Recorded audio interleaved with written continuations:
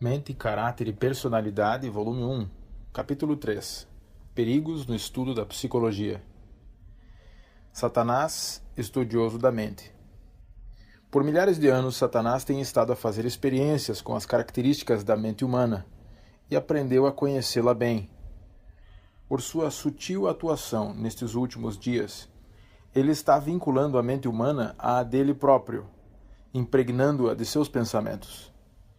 E está fazendo esta obra de modo tão ilusório que os que lhe aceitam a guia não sabem que estão sendo levados por ele a seu bel prazer.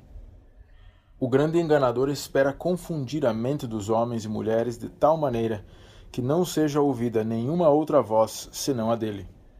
Satanás, mestre das artes sutis. Satanás está continuamente buscando influenciar o espírito humano por suas artes sutis. Ele tem a mente de um mestre, dada por Deus, mas prostituída com todas as suas nobres faculdades, para opor-se aos conselhos do Altíssimo e torná-los de nenhum efeito. Ele se aproxima disfarçado. Os planos e ardis de Satanás solicitam-nos de todos os lados. Devemos lembrar sempre que ele se aproxima de nós disfarçado, encobrindo seus motivos e o caráter de suas tentações.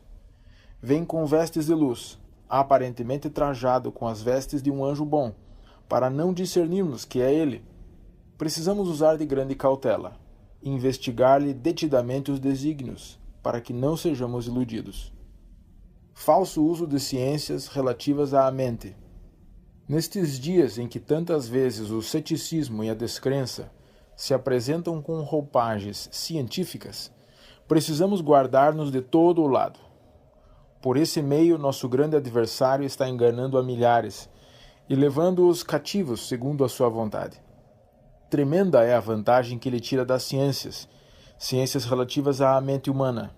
Aí ele, à semelhança da serpente, insinua-se imperceptivelmente para corromper a obra de Deus. Essa penetração de Satanás mediante as ciências é bem planejada. Por meio da frenologia, da psicologia e do mesmerismo, ele vem mais diretamente ao povo desta geração e opera com aquele poder que lhe deve caracterizar os esforços, perto do tempo do encerramento do tempo de graça.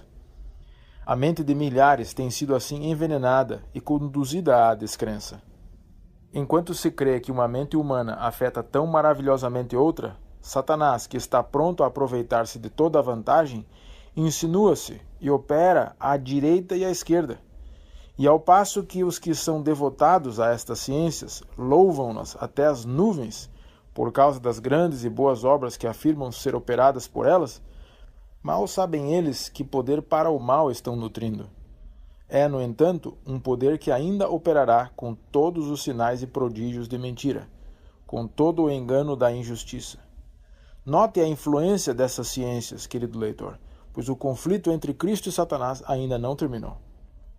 A negligência da oração leva os homens a confiar em sua própria força e abre a porta à tentação. Em muitos casos, a imaginação é cativada por pesquisas científicas e os homens se lisonjeiam mediante a consciência de suas próprias faculdades. As ciências que tratam da mente humana são muito exaltadas. Elas são boas em seu devido lugar, mas Satanás delas se apodera como poderosos instrumentos seus para enganar e destruir as almas. Suas artes são aceitas como vindas do céu, e ele recebe assim o culto que lhe convém.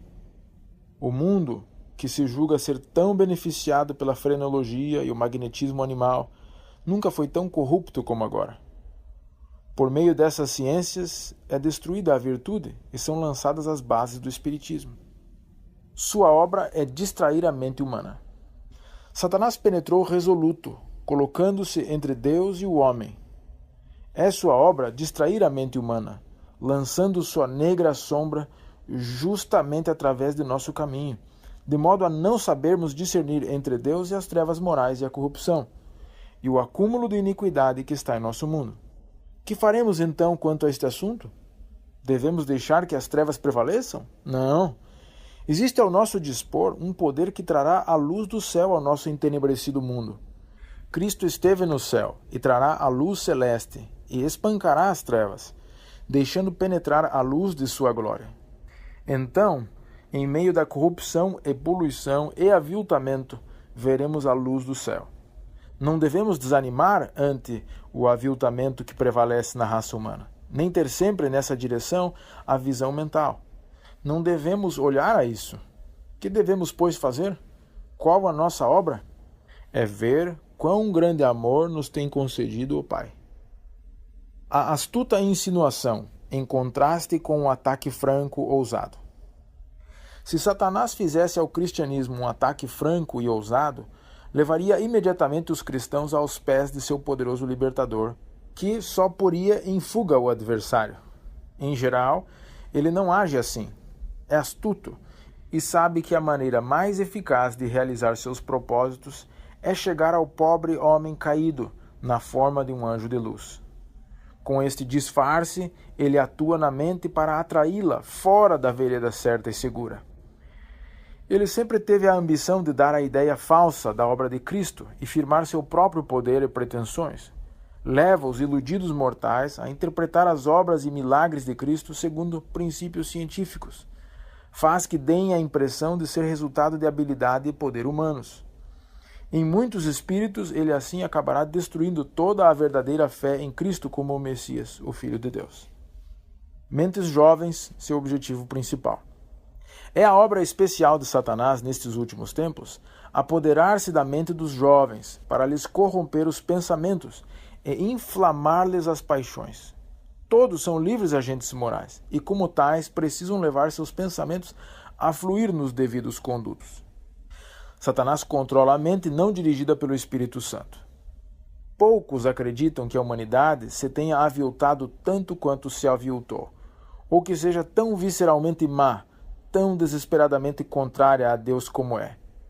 O pendor da carne é inimizade contra Deus, pois não está sujeito à lei de Deus, nem mesmo pode estar. Quando a mente não está sob a direta influência do Espírito de Deus, Satanás pode moldá-la a seu bel prazer. Todas as faculdades racionais que ele controla, ele carnalizará. Ele se opõe diretamente a Deus em seus gostos, pontos de vista, preferências, prazeres e desprazeres, escolhas e buscas. Não acha atrativo naquilo que Deus ama e aprova, mas deleita-se nas coisas que ele despreza. Por isso mantém um procedimento que lhe é ofensivo. Isto leva à luta com os que procuram andar no caminho do Senhor. Eles, os que se opõem à verdade, chamarão a luz trevas e as trevas luz, bem ao mal e mal ao bem. Desde os dias de Adão até aos de hoje, Satanás tem atuado ao volante, manejando-o até que tenha o controle de todas as mentes humanas que acolheram as mentiras com as quais enganou Eva, usando-a depois como seu agente para incitar Adão ao pecado. Satanás tem mantido sua capciosa atuação sobre a mente dos homens desde aqueles dias até hoje. Os que conhecem a verdade são seus alvos especiais. Satanás está atuando furtivamente para confundir a mente dos que conhecem a verdade, insinuando sentimentos enganosos e enganosos exemplos. A menos que se arrependam e se convertam, esses que levam vida ambígua, professando servir ao Senhor, mas ao mesmo tempo procurando artificiosamente realizar seus próprios planos esses que retardam a mesma obra para cumprir a qual Cristo deu a vida, os tais serão iludidos pelo inimigo das almas. Satanás desvia a mente mediante assuntos controvertidos. Ele, o inimigo, se deleita em desviar a mente para qualquer assunto pelo qual ele possa criar divisão de conceitos e levar nosso povo à controvérsia. Domínio de uma mente sobre outra. Satanás encontra muitas vezes poderoso instrumento para o mal no poder que uma mente humana é capaz de exercer sobre outra. Esta influência é tão sedutora que a pessoa que está sendo moldada por ela fica a miúdo inconsciente de seu poder. Deus me ordenou que falasse advertindo contra este mal. Poder para o bem, poder para o mal. A influência de uma mente sobre outra, tão forte poder para o bem quando santificada, é igualmente forte para o mal, nas mãos dos que se opõem a Deus. Este poder Satanás usou em sua obra de incutir o mal na mente dos anjos, e fez de conta que estivesse querendo o bem do universo. Como querubim ungido, Lúcifer fora altamente exaltado. Era imensamente amado pelos seres celestes, e era forte sua influência sobre eles. Muitos deles deram ouvido às suas sugestões e deram crédito às suas palavras.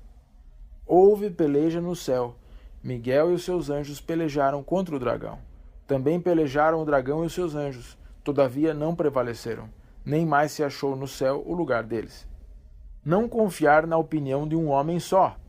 A opinião de um homem só e o juízo de um só homem não mereciam confiança, pois estavam em jogo interesses demasiado grandes, não isentos de fragilidades e erros humanos. Tratava-se evidentemente de um determinado caso. Não há nenhum parecer de um homem só, tão perfeito que não haja perigo de estar ele sendo levado por motivos errados, encarando as coisas segundo um ponto de vista errado. Satanás à espreita de mentes desapercebidas. Satanás está alerta, a fim de poder encontrar a mente num momento de desatenção e assim tomar posse dela. Não precisamos ficar ignorantes de seus estratagemas, tampouco ser por eles vencidos. Ele se agrada com as gravuras que o apresentam como tendo cornos e patas fendidas, pois é inteligente, foi outrora um anjo de luz. Anjos maus tentam destruir a vontade do homem. Se permitirmos, os anjos maus trabalharão, cativarão e controlarão a mente dos homens, até que estes não tenham mente ou vontade suas próprias. Nossa única segurança está em resistir. Nossa única segurança está em não darmos lugar ao diabo, pois suas sugestões e desígnios são sempre para o nosso dano, para impedir-nos de confiar em Deus. Ele se transforma em anjo de pureza para que possa, por suas especiosas tentações, apresentar os seus ardis, de tal maneira que lhe não possamos perceber a astúcia. Quanto mais cedermos, tanto mais poder terão seus enganos sobre nós. Não é seguro discutir ou parlamentar com ele? A cada vantagem que concedermos ao inimigo, ele reclamará mais. Nossa única segurança é rejeitar com firmeza a primeira insinuação para sermos presumidos. Deus nos deu, por meio dos méritos de Cristo, suficiente graça para resistir a Satanás e ser mais que vencedores. Resistência é êxito. Resisti ao diabo e ele fugirá de vós. A resistência precisa ser firme e imutável. Perdemos tudo quanto ganhamos se resistirmos hoje apenas para ceder amanhã. Evitar atos presunçosos.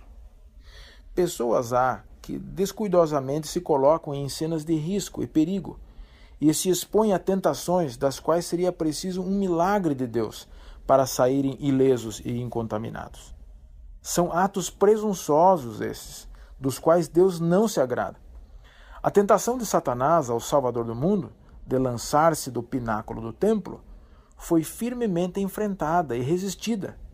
O arqui-inimigo citou uma promessa de Deus como segurança, para que Cristo pudesse fazer isso na força da promessa.